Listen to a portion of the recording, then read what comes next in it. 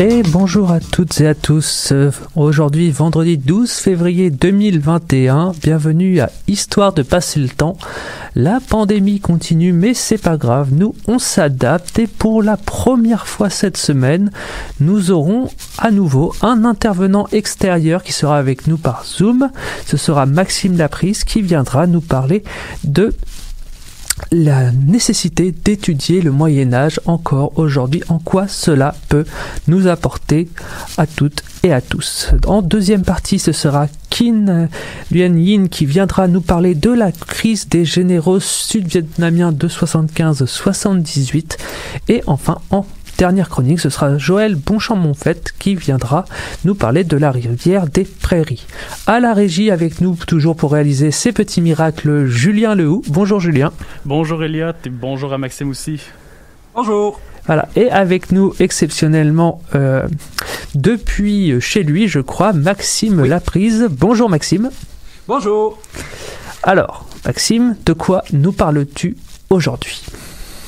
À la prochaine session d'automne, on va retirer de la formation obligatoire du programme de sciences humaines au niveau collégial l'étude de l'Antiquité et du Moyen-Âge. Cette décision, qui m'apparaît, soit dit en passant, tout à fait regrettable, a provoqué un gros débat, un débat éminemment polarisé dans la communauté historienne québécoise. Mais ce n'est pas là un événement unique. Comme le note l'historien français Julien Demade, partout en Occident, la médiévistique a connu une délégitimation croissante durant les dernières années au point de, et je cite encore une fois, de passer de statut d'incarnation de la méthode historique à celle de spécialité plaisamment exotique. Dans cette chronique, je ne souhaite pas revenir outre mesure sur la transformation du cours. Je laisse cela à d'autres, mais j'aimerais quand même venir défendre l'honneur des études médiévales en répondant à certaines choses que j'ai entendues dans les derniers mois pour montrer un peu que les études médiévales sont plus que jamais pertinentes puis que c'est pas le caprice de quelques académiciens privilégiés et déconnectés. Eh ben, je te remercie parce que en tant que médiéviste, je ne peux qu'abonder dans ton sens et donc vas-y. Explique-moi pourquoi j'ai eu raison de poursuivre mes études. Ben, je me lance. Tu sais, il est assez globalement admis que l'un des rôles de l'histoire est de comprendre le présent et d'envisager le futur. Pour certains, cet argument, certains vont utiliser cet argument-là pour dire, ben, seule la période contemporaine permettrait d'atteindre cet objectif-là. Le Moyen-Âge étant, trop éloigné temporellement et culturellement. Cette posture présentiste m'apparaît mal avisée et liée probablement une méconnaissance de l'histoire médiévale. J'aimerais commencer par citer, le légendaire médiéviste Jacques Le Goff, qui est mort au cours de la dernière décennie, qui disait dans une conférence: « Le Moyen-Âge a été une période essentielle pour la formation de notre société et de notre culture, peut-être même la plus importante. » Vous savez, on nous a enfoncé dans la tête en tout jeune âge que nos institutions venaient directement de l'Antiquité grecque et romaine. L'héritage antique est évidemment réel et capital et on doit continuer de l'étudier et de l'enseigner. Mais il faut absolument se dégager de l'idée d'un Moyen-Âge sombre et obscurantisme où toute forme de progrès aurait cessé. En fait, un très grand nombre de nos institutions ainsi que des composantes de notre culture sont, pour le meilleur ou pour le pire, pas tout n'est positif, des produits ou bien du Moyen-Âge, ou bien d'une version médiévalisée de l'héritage antique. Je vais vous donner quelques petits exemples. On pourrait donner par exemple l'université, qui est une création médiévale. La première université occidentale est celle de Bologne, fondée en 1088. Et ces valeurs et les principes de l'université qu'on tente actuellement de défendre contre les attaques du néolibéralisme sont le produit de débats intenses et de conflits intellectuels qui ont lieu, parfois violents d'ailleurs, du 11e au 14e siècle. Et de conflits sociaux aussi, parce que je pense que tu connais cette grande révolte étudiante à Paris de 1231 qui va donner une partie des droits actuels des universités, notamment la liberté d'enseignement. Tout à fait, j'ai pas la date en tête, j'ai le 13e siècle, mais oui, en plus considéré d'ailleurs comme la première grève étudiante de l'histoire, du moins en Occident, qui a forcé le pape à émettre une bulle, effectivement, pour reconnaître l'indépendance des universités, et pas seulement de l'Église, mais aussi de l'État.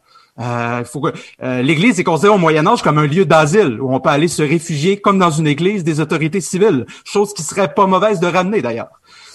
Je pourrais aussi nommer notre système judiciaire, qui est, oui, le produit des antiquités grecques et romaines, mais l'apport médiéval est absolument indiscutable. Ainsi, tant la common law anglaise que les procédures inquisitoires à la française sont des produits des 12e et 13e siècles. L'habeas corpus, l'un des concepts fondamentaux au sein des États de droit, est issu de la Magna Carta, ce fameux document arraché au roi Jean Santerre en 1215, qui est généralement cité comme l'un des premiers documents de droits et libertés en Occident. Et c'est aussi la formation du Parlement anglais, la Magna Carta. Donc c'est déjà ça, d'ailleurs. Pour la première fois, on évoquait l'idée de droit individuel. Ouais. Je crois que Julien, d'ailleurs, a une petite remarque. Julien?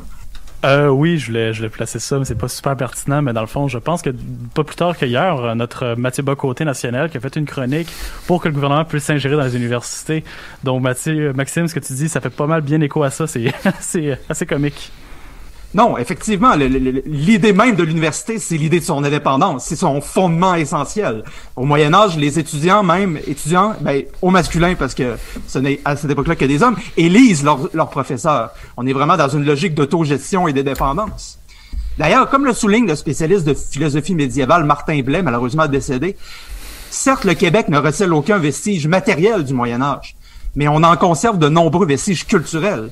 Les premiers arrivants européens étaient des gens du Moyen-Âge. Leurs parents, leur éducation, leurs référents, leur vision du monde étaient ceux du Moyen-Âge. Ainsi, même le Québec prend ses racines dans la période médiévale. Cela s'exprime dans nos traditions. Est-ce qu'on fête pas la Saint-Jean-Baptiste en allumant des grands feux? Pratique païenne médiévale s'il en est une. Dans nos institutions, y a-t-il pas plus médiéval que le discours du trône à la Chambre des communes ainsi que le cérémonial qui l'entoure? Dans nos idées, notre rapport collectif à la spiritualité, au devoir, à la charité, au rapport au corps, à la sexualité, sont profondément ancrés dans les héritages de la philosophie de la théologie médiévale. Ou même plus proche de nous, tout simplement, pas mal de rues à Montréal sont des héritages directs du Moyen-Âge. Je peux penser notamment à la rue Saint-Zotique, qui est un saint qui a été énormément révéré en Italie au Moyen-Âge, notamment dans les communautés post-franciscaines, mais qui en fait, le nom lui-même est resté, mais la personne est quasiment oubliée aujourd'hui. Parfaitement, mais la figure d'un saint est un peu indépendante de la personne. L'important, c'est son culte, mais c'est nos ancêtres qui étaient des héritiers du Moyen-Âge qui ont aussi vénéré ces saints-là dans un Québec très, très catholique. D'ailleurs, sur ces questions-là, on m'a souvent répondu dans les derniers mois, par exemple, qu'une étudiante autochtone au cégep ne se sentirait pas concernée par de tels arguments, que ses ancêtres et sa culture ne sont pas issus du Moyen-Âge européen. À ça, je répondrais que, premièrement, qu'on le veuille ou non, nos structures et nos cultures sont héritées du Moyen-Âge et il faut tous les endurer.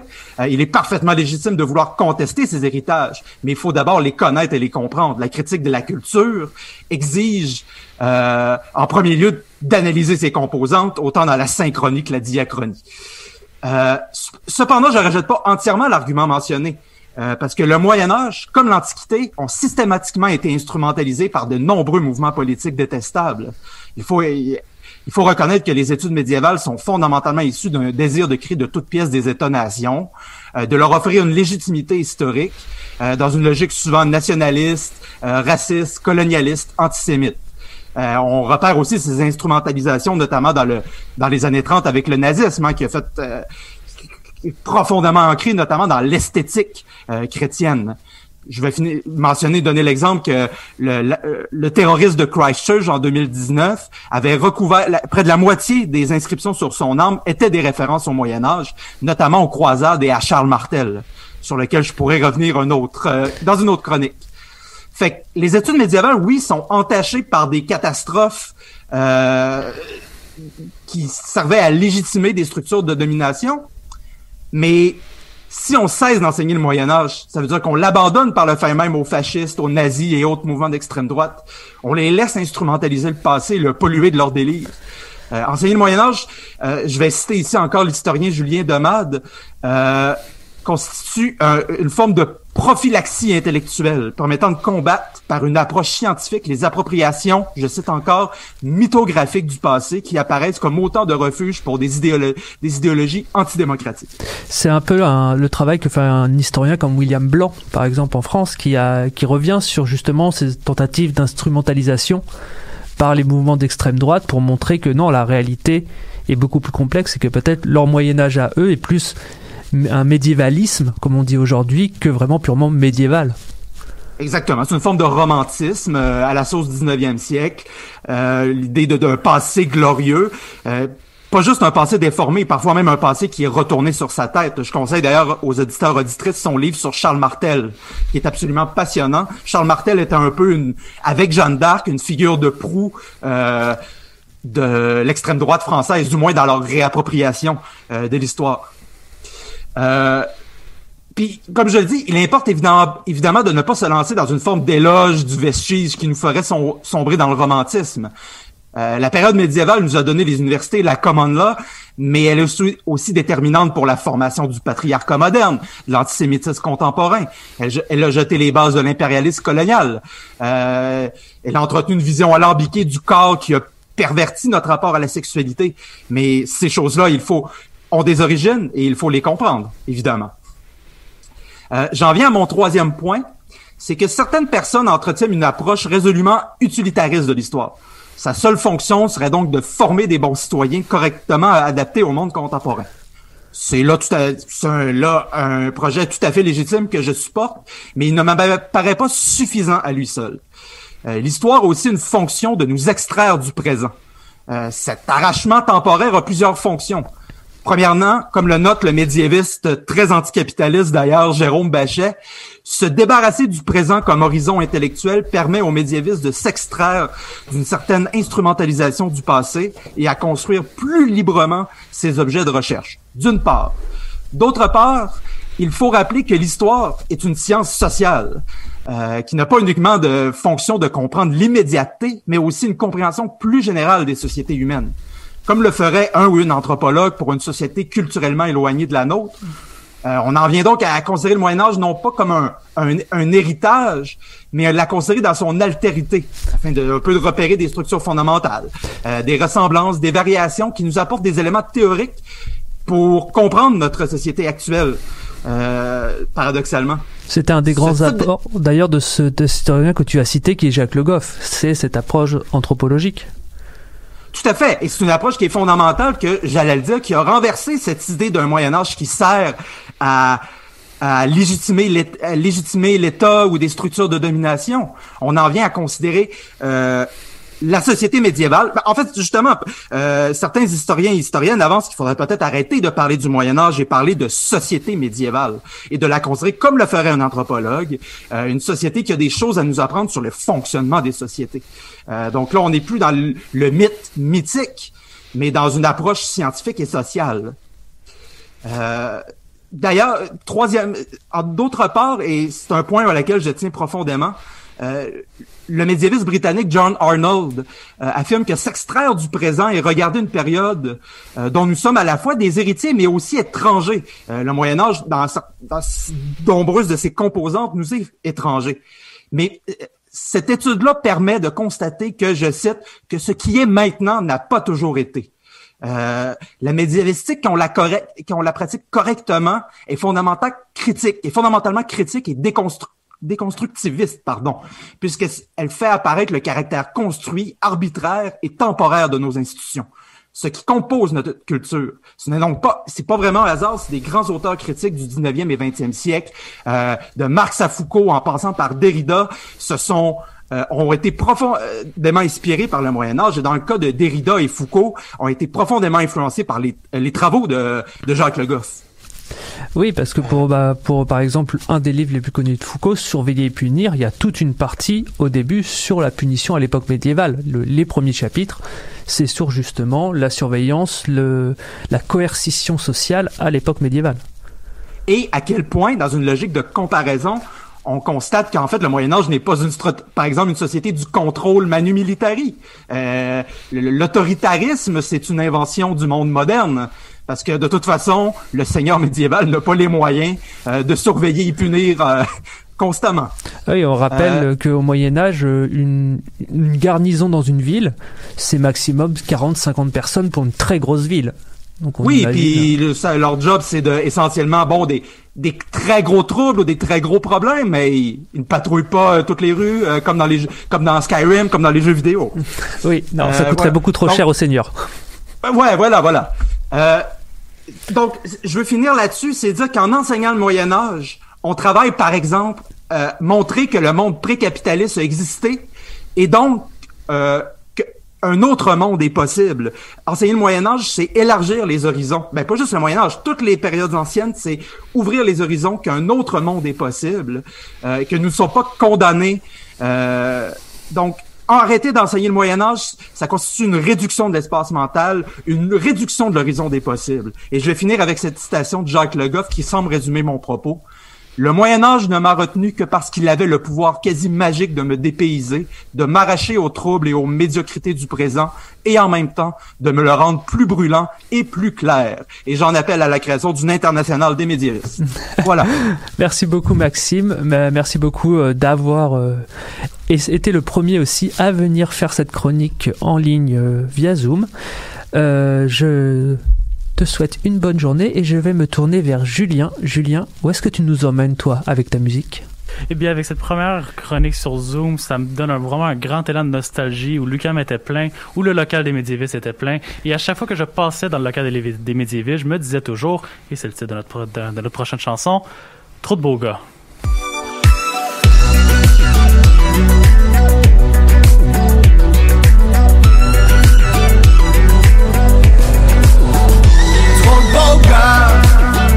Y'a trop de beaux gars, partout où je vais, y'a trop de beaux gars. Attachez-moi, retenez-moi, trop de beaux gars. Y'a trop de beaux gars, partout où je vais, y'a trop de beaux gars. Attachez-moi, retenez-moi, me v'là, poignée pas de verre, j'm'en vais au dépanneur. J'dis Harry, mon mari, j'reviens dans un quart d'heure. En chemin, je rencontre mon nouveau voisin qui manque de pain, cousin, je suis rentré ce matin. C'est aperçu de rien, trop de beaux gars, y'a trop de beaux gars, partout où je vais, y'a trop de beaux gars. Attachez-moi, retenez-moi, trop de beaux gars, y'a trop de beaux gars, partout où je vais, y'a trop de beaux gars. Attachez-moi, retenez-moi. Lundi, j'dis Harry, j'm'en vais chez le coiffeur. J'me cale un taxi quand j'vois le petit chauffeur qui me sourit dans le rétroviseur. J'me laisserai emmener au bout du monde. Harry s'est aperçu de rien. Trop de beaux gars, trop de beaux gars, partout où je vais, y'a trop de beaux gars. Attachez-moi, retenez-moi, trop de beaux gars, y'a trop de beaux gars, partout où je vais, y'a trop de beaux gars. Attachez-moi, retenez-moi.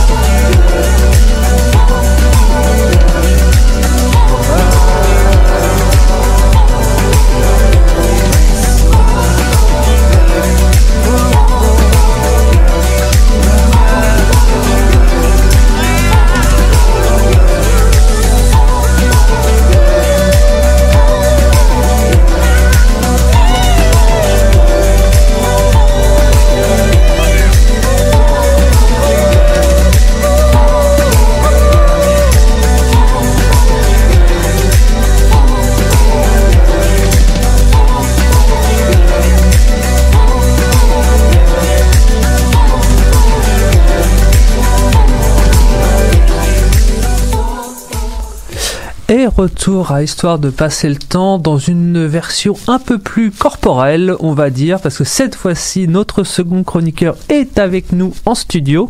Il s'agit de Kin. Bonjour Kin. Bonjour à tous et à toutes. Alors, Dekin, tu nous parles aujourd'hui donc de la crise des généraux sud-vietnamiens de 75-78. Oui. Nous t'écoutons. Oui. Donc, dans le fond, je vais vous présenter cette crise que j'ai découverte durant mes recherches sur l'accueil des réfugiés vietnamiens par le Canada et les États-Unis. Cette crise a lieu quand les deux pays accueillent les premiers réfugiés vietnamiens après la chute de Saigon. Et ils découvrent en fait qu'ils ont chacun accueilli un général sud-vietnamien qui est possiblement un criminel de guerre. Au Canada, c'est le général Dan Van Quang et aux États-Unis, c'est le général Nguyen Ngoc Loan. Donc, qui sont ces généraux et pourquoi ils sont si controversés? C'est très simple. Tout d'abord, le général Quang est en fait l'ancien commandant en chef des services secrets sud-vietnamiens et conseiller à la sécurité nationale sous le président Nguyen Van Thieu. Il gravit rapidement les échelons durant sa carrière militaire et devient le plus jeune général en fait de l'armée sud-vietnamienne. C'est également un des proches du président Thieu. Son passé durant la guerre est très nébuleux à cause de son poste et son implication dans le monde du renseignement et des services secrets. Il va être, durant la guerre, accusé de corruption, d'avoir autorisé la torture des opposants de Thieu et de trafic de narcotiques par ses opposants politiques. Il aurait même fait partie d'un groupe qui avait supposément le monopole sur les médicaments dans la République du Vietnam et il se serait enrichi grâce à ce monopole, ainsi que de nombreux pots de vin. C'était également celui qui était en charge, supposément, de prendre les pots de vin pour le gouvernement de Thieu. Donc, d'instinct comme ça, avec un CV pareil, pas la personne peut-être la plus recommandable au premier abord. Oui, mais ça reste que son passé est très nébuleux et contradictoire, tout simplement parce qu'il a passé son temps durant la guerre dans les services secrets. Quant au général Loan, lui, c'est l'ancien chef de la police nationale sud-vietnamienne. Et avant cela, c'était un officier et pilote de la force aérienne du Vietnam. Lui, dans le fond, il va devenir célèbre en février 1968 durant l'offensive du Tet, quand il exécute en direct devant des caméras un prisonnier de guerre vietcong qui a tué plusieurs de ses amis et collègues ainsi que leurs familles durant l'offensive du Tet. Des caméras captent en fait la scène au complet et le photographe Eddie Adams prend sa photo la plus célèbre de sa carrière qui lui fait gagner un prix Pulitzer en 1969. Selon Eddie Adams, ces images, en fait, ruinent la carrière du général et le hantent pour le reste de ses jours. Dans les mois qui suivent, le général Loan est blessé au combat en menant ses hommes et perd une de ses jambes. Ce moment est immortalisé par des journalistes qui photographient le général en train de se faire porter par Pat Burgess, un photographe australien. Loan va passer le reste de la guerre en convalescence, ne participant plus au combat. En fait, il fait l'aller-retour entre les États-Unis, l'Australie et le Sud-Vietnam pour ses traitements médicaux. Quand Saigon tombe en 1975, les deux généraux réussissent à quitter le Sud-Vietnam. Loan va finir par s'installer en Virginie, tandis que le général Quang est évacué par les Américains, mais quitte les États-Unis pour rejoindre un de ses fils au Canada et demande l'asile à son arrivée à Montréal. Ils font partie en fait de toute cette nouvelle vague d'immigration qui a eu lieu à la chute de Saigon, avec l'avancée et l'installation des troupes nord-vietnamiennes au Sud-Vietnam, et donc qui a poussé énormément de gens à partir, comme on a déjà parlé dans des chroniques précédentes. C'est ça. En fait, puis pour finir, ce qui est arrivé avec Quang, c'est que les États-Unis refusent de le laisser se réfugier dans leur pays. Donc maintenant, la crise, elle commence quand les médias canadiens découvrent en fait que le général Quang est au Canada en mai 1975 et se rendent compte de toutes les allégations graves qui pèsent contre lui. Il y a en fait de nombreux réfugiés qui vont témoigner contre lui et affirment justement que c'est un criminel de guerre qui a abusé de son statut et qu'il a utilisé son statut pour se débarrasser de ses adversaires politiques. Il est si détesté que certaines personnes considèrent que prononcer son nom serait une façon d'inviter le malheur. Et c'est vraiment ce côté très malédiction. En fait, il aurait fait des choses tellement innommables que seulement le nommer, ça attirait le malheur. Exactement. Et que dans le fond, il serait un trafiquant de drogue et il aurait des comptes bancaires cachés quelque part en Suisse. Très rapidement, à la fin du mois de mai 1975, Robert Andrus, le ministre de l'Immigration du Canada, en fait, ordonne une enquête pour déterminer si le général peut rester au Canada. Très rapidement, on conclut que non, le général ne peut pas rester au Canada à cause de toutes les allégations qui pèsent contre lui. En conséquence, le général Quang se retrouve sans permis de séjour, mais le Canada, en fait, est incapable de l'expulser puisque aucun pays veut l'accueillir et il ne peut pas être envoyé au Vietnam, puisque les lois canadiennes, en fait, interdisent l'expulsion d'une personne vers son pays d'origine s'il y a une menace réelle à sa vie. Et là, on parle d'un général sud-vietnamien qui se retrouverait dans un Vietnam qui, à l'époque, dirigé par ses adversaires politiques qui étaient à l'époque les Nord-Vietnamiens. Donc, c'est une mise en danger de sa vie de façon quasiment sûre. Exactement. Et en plus, c'est le chef des services secrets, l'ancien chef des services secrets. Il est très probable que s'il arriverait au Vietnam, il se ferait possiblement exécuter.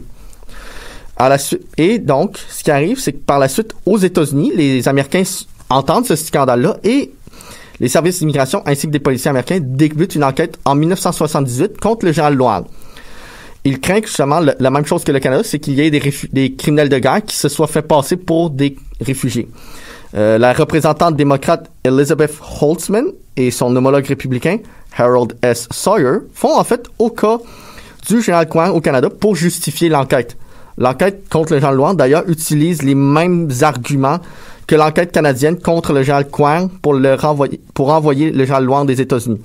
C'est également un criminel de guerre. Lui, c'est plus flagrant à cause de son exécution célèbre. Et il serait aussi un participant au trafic de drogue et qu'il aurait des comptes bancaires suisses avec l'argent qu'il a eu en abusant de son poste. Cependant, le général Loan est beaucoup plus chanceux que le général Quang. Qu'est-ce qui arrive? C'est que, dans le fond, il y a plus de gens qui vont le soutenir. Il a un avocat qui va plaider des circonstances extraordinaires pour défendre l'exécution qu'il a fait, c'est-à-dire un contexte temporaire de loi martiale et d'urgence nationale pour combattre les Viet Cong qui se déguisaient en civil afin de combattre les forces sud-vietnamiennes. Et finalement, l'enquête est rapidement terminée quand Jimmy Carter, le président de l'époque, intervient pour y mettre fin. Ses mots exacts: un tel révisionnisme historique est de la folie. Il faut aussi noter que le général Loan est un amputé de guerre et qu'il est très possible que ce facteur ait joué dans la balance. Oui, parce qu'il faut rappeler que même si c'est un soldat donc vietnamien, ça renvoie à tous les mutilés de guerre du Vietnam, y compris chez les troupes américaines, et donc c'est un sujet qui est extrêmement tendu à l'époque dans les États-Unis de Carter. Exactement. Et sinon, une fois que tout ça est terminé, il y aura des conséquences au Canada. Les allégations contre le général Quang, en fait, ont d'importantes répercussions à l'égard de l'accueil des réfugiés vietnamiens. Cet incident, en fait, embarrasse le gouvernement canadien, justement parce qu'il n'a pas été rigoureux dans sa sélection et sa vérification des antécédents des nouveaux arrivants, et en fait, vont ralentir les efforts du Canada pour sauver les réfugiés vietnamiens, puisque l'opinion publique et politique se retourne un peu contre eux. En fait, justement, c'est qu'on craint que si on ouvre la porte aux autres réfugiés vietnamiens, qu'il y ait d'autres criminels qui vont tenter de se cacher au Canada et échapper à la justice. Cela va ralentir les efforts du Canada jusqu'en 1978 avec l'incident du Hai Hong que j'ai couvert il y a quelques chroniques. Aux États-Unis, c'est très simple. Il n'y a pas de conséquences réelles puisque l'affaire Loan est rapidement oubliée par tout le monde impliqué après que le président Carter mette fin à l'enquête. Finalement, quand les crises se terminent, les deux généraux connaissent des sorts similaires qui ne sont pas particulièrement joyeux. Le général Loan, en Virginie, va ouvrir un petit restaurant dans un centre d'achat, question de survivre, et sa famille et lui vont tenter de vivre une vie tranquille, mais le restaurant est régulièrement vandalisé par des gens qui le reconnaissent. Le restaurant ferme en 1991 suite à des difficultés financières, causées justement par le fait que les gens étaient conscients qu'il était, et on trouve encore des traces de vandalisme. On trouvait encore des traces de vandalisme qui savaient qui était le propriétaire du restaurant. Oui, donc malgré le fait qu'il ait essayé de vivre une vie de civil, en fait, il y a toujours son passé qui continuait à le rattraper en permanence. Également, le général Loan va devenir ami avec Eddie Adams, le photographe qui a pris la photo de son exécution. Et en fait, il n'en a jamais voulu au photographe parce que dans la tête du général Loan, je faisais mon travail, Eddie Adams faisait son travail à lui. Et Loan va défendre son exécution jusqu'à la fin de ses jours. Il va mourir le 14 juillet 1998 d'un cancer à l'âge de 67 ans. À sa mort, Eddie Adams va écrire une éloge pour le général, le citant comme un héros de la liberté et tente de le réhabiliter en racontant les autres efforts et exploits du général Loan durant la guerre. Le photographe, d'ailleurs, passe le reste de ses jours à regretter cette photo et à défendre le général. L'histoire complète concernant la photo sort de plus en plus, réhabilitant le général Loan.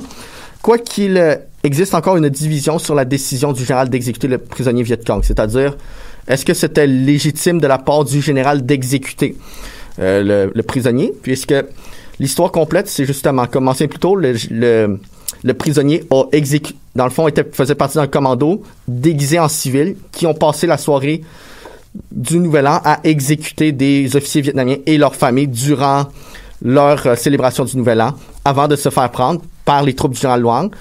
Et selon certains témoins, quand il aurait été amené au général Luang, il se serait vanté d'avoir tué les ennemis du général Luang. Luang étant fou de rage et simplement dégoûté par les actions du type, sort son revolver et l'exécute. Donc c'est encore une question qui est débattue, Oui. de savoir si c'est un acte, on va dire, de vengeance pure, ou si quelque chose de plus réfléchi et qui peut être vu comme un crime de guerre réfléchi. Oui, c'est cela, parce que dans le fond, selon les lois internationales, c'est débattu si en fait il avait le droit d'exécuter sommairement ou non. Il y en a certains qui vont dire que qu'il avait le droit puisque c'était un contexte de loi martiale d'urgence. D'autres vont dire que non, il n'avait pas d'affaire à faire ça. Bref, c'est un débat légal assez intéressant. Quant au général Quang, lui, il se retrouve dans un flou bureaucratique au Canada.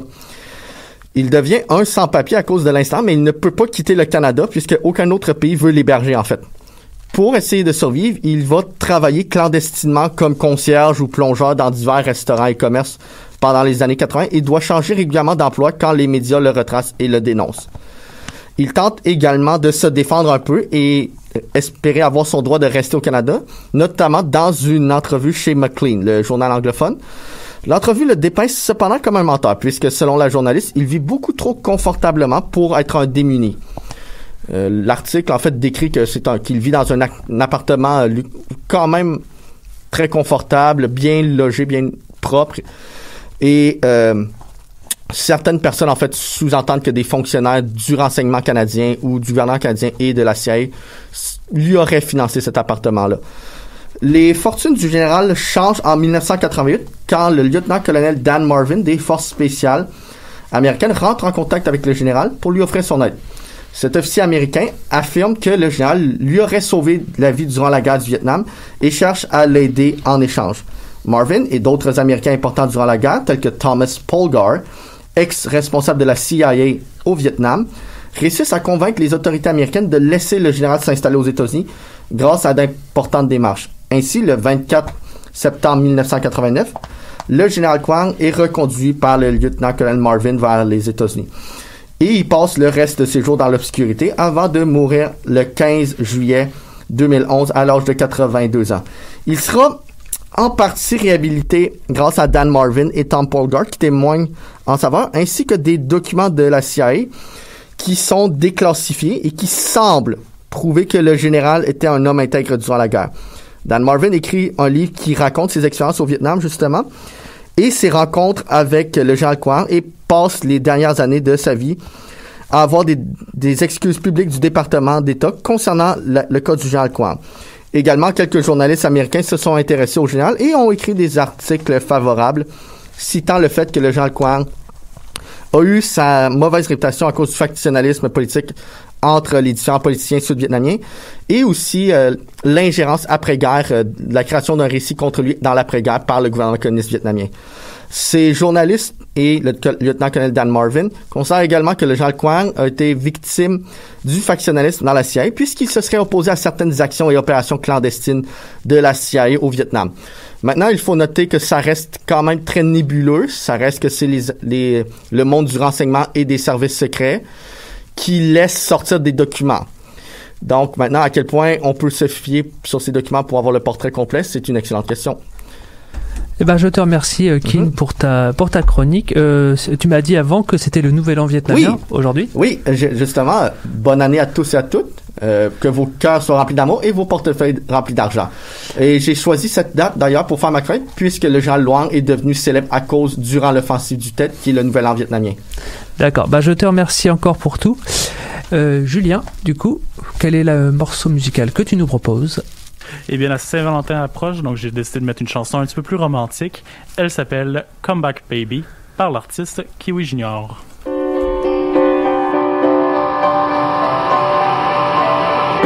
Last night your dreams were broadcast, but no one you know has a television.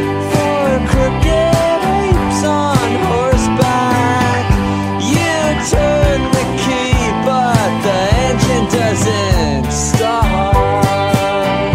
We could take it off your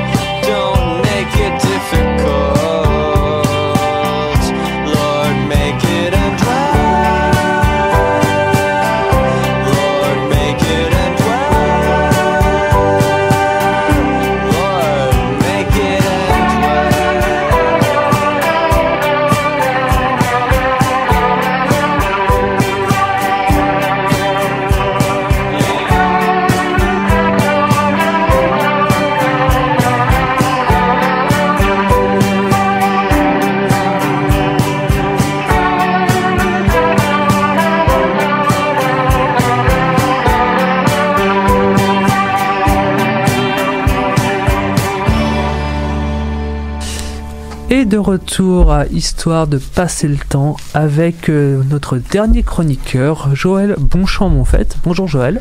Salut Elliot, ça va bien? Oui. Et du coup, de quoi nous parles-tu aujourd'hui, Joël? Décidé d'y aller avec un sujet un peu plus léger, mais bon, on reste dans les mêmes veines. Hein? Je vais parler de la rivière des Prairies, qui est la rivière entre Montréal et Laval, donc un affluent de tout ce bassin-là du Saint-Laurent. Donc tu continues dans la même veine que tes chroniques précédentes, une chronique aquatique. Ouais, puis ça va rester un peu dans les mêmes zones, ça c'est sûr. La villégiature aussi, que j'avais fait une chronique en début d'année scolaire. Mais bon, pourquoi j'ai décidé de parler de la rivière des Prairies? C'est tout simplement parce que je me suis rendu compte qu'on la connaît pas assez. Le fleuve Saint-Laurent occupe vraiment une place spéciale dans l'imaginaire montréalais. C'est la porte d'entrée officielle vers la ville, la porte d'entrée qui est toute belle, qui s'ouvre sur la rue. Et de la même façon, on peut voir la rivière des Prairies comme la porte arrière, celle qui s'ouvre sur la ruelle. Ça implique aussi que la rivière des Prairies n'a pas eu droit au même traitement que le fleuve dans l'imaginaire collectif. Elle est plutôt surnommée la Back River, la rivière arrière. Oui, donc avec une image un peu caniveau, quoi. Oui, c'est ça, exactement. Et aussi justement dans sa perception, dans la perception de son importance. Pourtant, c'est vraiment une rivière qui a une importance que je ne soupçonnais pas il y a tout juste quelques temps. C'est un espace de transport, c'est un espace d'énergie, c'est un espace de villégiature. Bref, si le fleuve est le bras droit de Montréal, je pense pas exagérer en disant que la rivière des Prairies, c'est son bras gauche. La rivière des Prairies, c'est au fond la continuation naturelle de la rivière des Outaouais, après le lac des Deux-Montagnes. Elle contourne donc tout le côté nord de l'île de Montréal avant de se jeter dans le fleuve devant Repentigny. C'est pas la rivière la plus facile à naviguer parce qu'elle a de nombreuses rapides, dont une rapide longue de plusieurs kilomètres. Malgré tout, il est possible de la descendre en canot et elle sera donc un lieu de transport pour les Autochtones depuis au moins 6000 ans. Du coup, si on est capable de remonter aussi loin, j'imagine qu'il y a des traces archéologiques de cette fréquentation de la rivière par les Autochtones.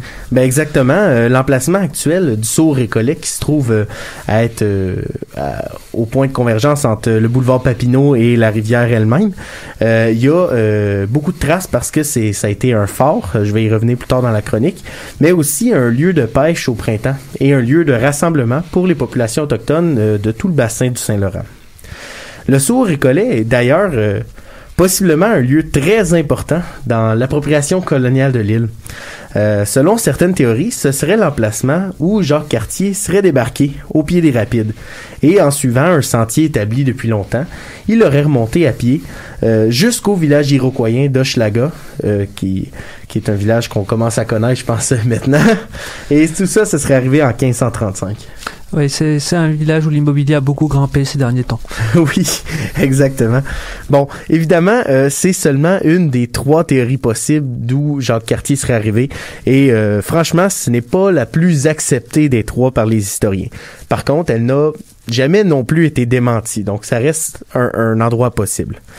Le Sault Récollet, d'ailleurs, a un nom intéressant. En 1615, la première messe qui est tenue sur l'île, aurait eu lieu à cet emplacement-là, par un prêtre récollet, en présence d'Autochtones et de Champlain, évidemment. Et d'ailleurs, les Récollets, il y a un autre aspect à Sault Récollet, parce qu'en 1625, le prêtre récollet Nicolas Viel et son assistant autochtone, qui s'appelle Aountik, se seraient noyés dans la rivière des Prairies. Le mot Sault, S-A-U-L-T, veut d'ailleurs dire une rapide. On vient donc de comprendre à la fois l'origine du mot Sault Récollet, mais aussi du quartier Aountik. En 1689, des Autochtones sont installés près de Montréal, à la Mission de la Montagne, qui est tout près du centre-ville actuel. La ville qui avance vers la Mission, le sulpicien Vachon de Belmont, loue les terres qui sont au pied des rapides, donc au Sault Récollet, et il fait aménager les Autochtones de la Mission de la Montagne. Toujours à cause de cette idée que la ville avançant, avec elle la corruption, et donc il faut soustraire les habitants de la mission à la corruption de la ville. Exactement. Il y a aussi une lecture plus cynique qui peut dire que maintenant que les terres sont défrichées et prêtes à être cultivées, il faudrait les donner à des bonnes gens, mais c'est une lecture cynique. On ne sait pas exactement si l'une c'est n'exclut pas l'autre. c'est sûr. Et Vachon de Delmont fait construire un phare, le phare Lorette, au Sault-Récollet. Et ce phare-là va être appelé par les Autochtones Skawanoti, ce qui veut dire de l'autre côté de l'île. Une trentaine d'années plus tard seulement, on se rend compte que, justement, les terres du Sault-Récollet, nouvellement défrichées, ont soudainement pris beaucoup de valeur. Et donc, on déménage une nouvelle fois, les Autochtones, au lac des Deux-Montagnes, créant la mission de Kanesatake, à Oka, qu'on connaît pour plusieurs raisons, et d'ailleurs plusieurs autres chroniques à Histoire de passer le temps là-dessus, si ça vous intéresse. Jusqu'au milieu du 19e siècle, on ne dispose pas des moyens techniques suffisants pour contrôler l'eau des rivières. Et on perçoit les rivières vraiment comme des instruments dédiés au transport qu'on peut à la limite assouplir et aménager un peu pour servir nos intérêts. On peut utiliser l'eau comme une ressource, mais on peut pas décider de son cours. On n'a pas ce pouvoir-là. On n'a pas encore la technologie pour faire des canaux, des gros canaux en fait. On peut juste faire des aménagements à la marge. Exactement. Et on va souvent aménager des petits canaux où il y a des rapides pour pouvoir installer des moulins à eau. D'ailleurs, sur la rivière des Prairies, il va y avoir 5 moulins à eau qui sont construits jusqu'en 1800. C'est quand même un chiffre qui est vraiment pas négligeable. Et on aménage des petits canaux à travers des îles existantes ou sur le côté d'îles existantes pour faire tourner le moulin. On est toujours dépendant du flot de la rivière, mais on peut s'en servir. Par exemple, à la barre à Plouffe, qui se trouve à être en face de Cartierville, la ville se développe en devenant un lieu important pour les cageux. Les cageux, pour ceux et celles qui ne le savent pas, ce sont des draveurs qui descendent les rivières sur des radeaux qui sont construits en mettant plusieurs troncs ensemble, ce qu'on appelle des cages. Bref, quand ils arrivent à la barre à Plouffe, ils sont à la tête de ces grandes rapides de plusieurs kilomètres. Et c'est donc le moment parfait pour s'arrêter, défaire les radeaux et évidemment aller à la taverne. Vu le courant très difficile sur la rivière des Prairies, on la traverse souvent en bac. Pour ceux qui ont vu peut-être la publicité de la chronique de cette semaine, un bac c'est ça, c'est un petit bateau plat sur lequel on fait des traversées comme un traversier actuel, mais bon, il y a 200 ans. Et ces petits traversiers peuvent faire un travail qui est très limité. Donc, ils sont difficiles à manœuvrer, mais des fois, avec une corde ou avec des rames assez de base, c'est possible d'avancer. Surtout puisque la rivière n'est pas trop large. Mais comme elle n'est pas trop large, on va y construire, sur la rivière des Prairies, les 2 premiers ponts pour quitter Montréal, qui sont les ponts La Chapelle, près de Cartierville, et le pont Viault, dans l'axe de Saint-Denis, à partir de 1836. La révolution des transports bat son plein sur l'île, et les 2 axes que je viens de mentionner, Cartierville et Saint-Denis, voient arriver de nouvelles façons de traverser l'île. En 1876, le Canadien Pacifique jette un nouveau pont. Celui-là qui est dédié au train passe par Bordeaux, où il y a l'actuelle prison de Montréal. À partir de 1892, c'est l'arrivée du tramway qui relie le cœur de la ville et les banlieues environnantes. Cette arrivée change complètement le paysage de la rivière des Prairies parce qu'il est maintenant possible de traverser l'île complètement du nord au sud en seulement quelques heures. L'établissement d'un chemin qui deviendra le boulevard Gouin permet de relier facilement toute la berge de la rivière des Prairies à partir de ces 3 axes préexistants. Il va y avoir un afflux massif d'une population aisée qui vient s'établir dans des chalets et d'autres lieux de villégiature sur les berges de la rivière. Pour vous montrer un peu la hausse dramatique de la population, entre 1891 et 1931, la population de Sault-Récollet passe de 3 000 à 108 000 habitants. Petite augmentation, en effet. Et ceux et celles qui ont écouté mes dernières chroniques voient où ça s'en va cette histoire-là, une plus grosse population au bord d'une rivière. En fait, le problème, c'est que le rejet des eaux usées, ça va directement dans la rivière. Et la rivière des Prairies, en particulier, reçoit du côté nord de l'île de Montréal 7 grands égouts collecteurs. Donc, toute l'eau de 7 grands égouts. Mais en plus, 3 grands égouts collecteurs de Laval aussi. Finalement, c'est un peu cette fusion qui s'est jamais faite entre Montréal et Laval. C'est la rivière qui l'a fait. Une chance qu'on a la rivière pour continuer de s'affirmer comme fier Lavallois. Pour les plus âgés de nos auditeurs, certains se rappellent peut-être du parc Bellemonde en Cartierville, un parc d'attractions qui était très important sur l'île. Alors que le projet est en développement autour de 1920, la compagnie menace de tout annuler parce que l'eau de la rivière est rendue tellement polluée, est déclarée insalubre et a une apparence qu'on décrit comme huileuse, ce qui donne pas particulièrement le goût d'aller faire des activités. Le tournant du 20e siècle voit aussi la conception même de l'eau changer. Jusque-là, on n'avait jamais eu les moyens de dominer réellement la rivière. Au mieux, on pouvait l'adapter à nos besoins par, comme tu le disais, des canaux, des digues, des moulins. Et on utilisait son courant pour la drave, pour écouler les déchets fécaux, chercher de l'eau potable. Mais au début des années 1900, on a maintenant les outils pour modifier dans sa totalité la configuration des rivières du Québec. Un premier projet est proposé pour faire un long canal navigable qui relierait les Grands Lacs à Montréal par la baie Georgienne, la rivière des Outaouais et la rivière des Prairies. Pour les partisans de cette construction, ça permettrait de faire un canal qui est complètement canadien, donc à l'abri des Américains, à l'inverse du canal du Saint-Laurent, et ça créerait un arrière-port pour Montréal pour développer toutes les banlieues au nord de l'île. Un autre projet dont les ramifications environnementales sont encore plus importantes va par contre l'emporter. Et c'est le projet de construire un barrage au fil de l'eau sur la rivière.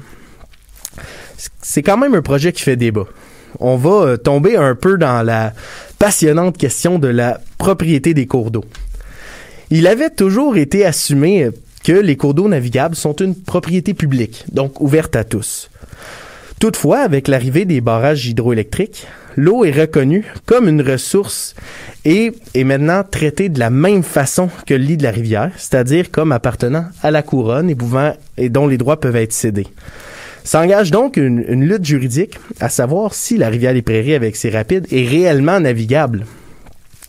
L'aspect commercial gagne, comme c'est souvent le cas, et en 1929-1930, un barrage est construit par la Montreal Light and Power Company à la hauteur de Sault-Récollet. Si le gouvernement donne son accord, ça n'enchante pas du tout la population, évidemment.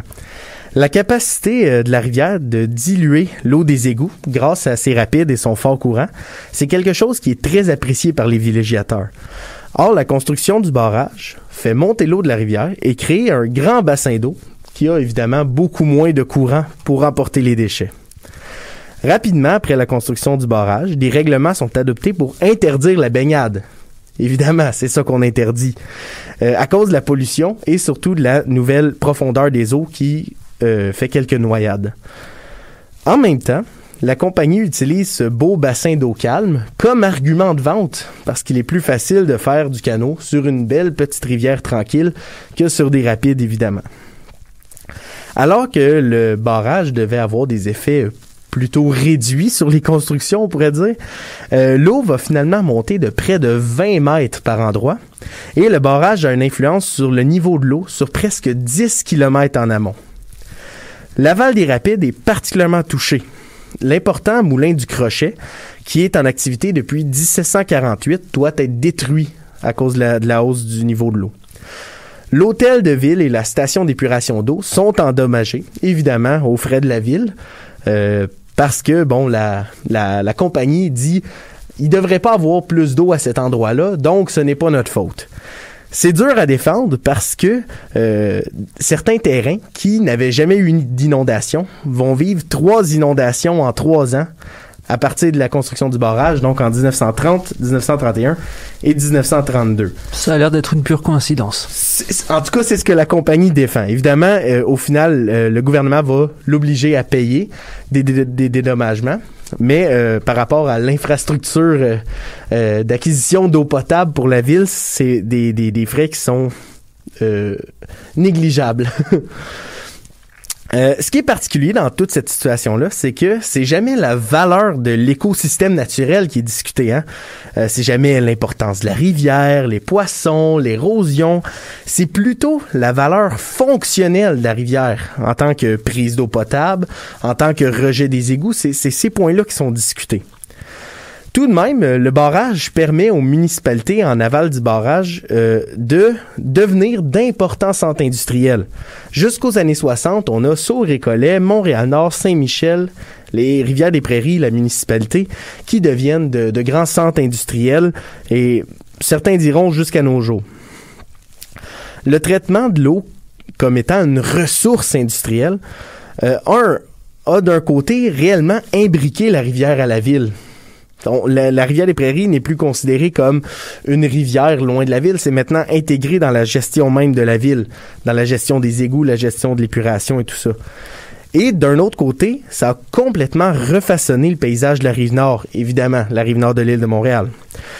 On soupçonne généralement pas à quel point le paysage, qu'on pourrait dire naturel, entre guillemets, est en fait purement le produit d'une vision idéologique et technique.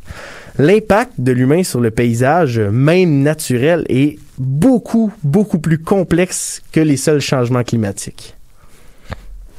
Eh ben, merci beaucoup Joël pour cette chronique qui encore une fois nous en apprend un peu plus sur l'histoire de Montréal et de son milieu naturel. On est déjà à la fin de l'émission, on vous quitte avec regret, mais comme d'habitude, un petit florilège de conseils d'écoute des chroniques passées de l'émission si vous voulez approfondir les sujets de cette semaine. Si la chronique de Maxime sur l'importance d'enseigner le Moyen-Âge vous a intéressé, je vous conseille d'écouter la chronique de Jean-Félix Aubépronce sur l'histoire du latin au Moyen-Âge faite en studio le 11 octobre 2019.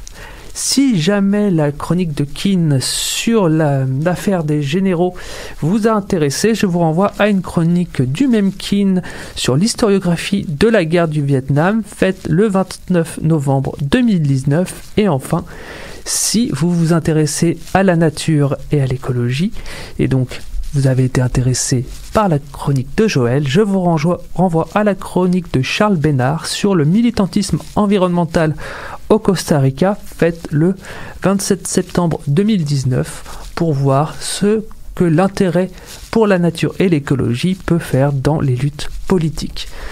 Vous pouvez retrouver l'émission sur toutes vos plateformes de balado-diffusion habituelles, Apple, Spotify, sur choc.ca bien entendu, sur la chaîne YouTube.